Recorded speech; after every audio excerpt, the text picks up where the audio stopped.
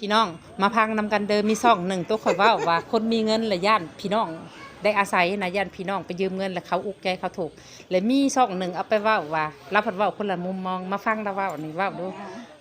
ขันคนจ่ายเงินเป็นน่ะบ่คิดขันคนจ่ายเงินบ่เป็นน่ะคิดเข้าใจบ่มีเงิ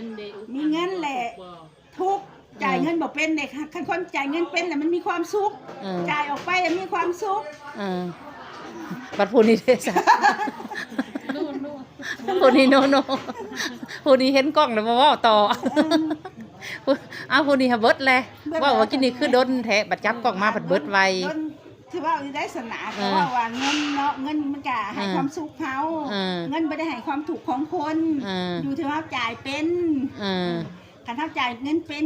มีเงินเลยมีความสุขชีวิตเท่ากับมีความสุขขันเท่ามีเงินเลยเขามีความถูกเท่ากับมีความถูกเงินน่ะมันให้ความสุขมีสองมุมมองเอาว่ามีสองมุมมองไหนแดงแต่จ่ายเป็นกับจ่ายเป็นคือเราเอามาแล้วจ่ายเป็นกับมีความสุขจะมีเงินมีเงินกับภาพนี่มาดิกับผู้ไก่สุขคือเก่าเนาะมีกระทุกมีกระทุกเจ้าอยากได้หยังเจ้าอดไว้เจ้าอยากกินหยังเจ้าอดไว้เจ้าบ่ซื้อเจ้าก็หิวเจ้าก็บ่ได้กินมีเงินซื้อเหมือนบ่มีเงินซื้อแต่คนมีความสุขข่อยอยากขนมก้อนเท่าไรข่อยก็ซื้อกินข่อยอยากเส้นนิดข่อยก็ซื้อกินข่อยก็ซื้อกินแต่ข่อยก็แบ่งไว้ฉันข่อยก็แบ่งไว้แน่ข่อยก็ไปกินเบิดว่าต้องหล่อๆกระเป๋าบัดนี้สมมติว่ามีงานบุญเรียนดีผีตายเสียสมรสสิ่งเขาก็ต้องมีอยู่แล้วก็ต้องแบบสิอันนี้มันขึ้นกับบางคนเนาะแต่ว่าก็แล้วแต่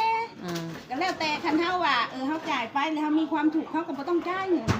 เขาจ่ายไปแล้วคือว่านี่เขากินแซ่บเขาอยากแซ่บเขาก็ได้ซื้อกินเลยกินแล้วเขามีความสุขนอนหลับเห็นบ่เขาอิ่ม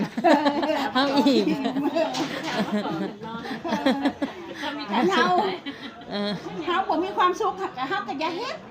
คันชีวิตเขาบ่มีความสุขเขาอย่าเฮ็ดคันเขาเฮ็ดไปแล้วเขามีความสุขคันคือบอกว่าคือเบิดทงไซสบายย้อนเขามีบ่หลายแม่นบ่มีบ่หลายเขามีความสุขเขามีบ่หลายเลยมีความสุขคันมีหลายเลยอุกใจคันเฮาชีวิตคนเฮานะเขาว่าหนึ่งมาสวรรค์อยู่ใสสวรรค์เนี่ยมันอยู่ในหัวอกนรกมันอยู่ในหัวใจคันหัวใจมีสุขเห็นได้ก็มีสุขได้บ่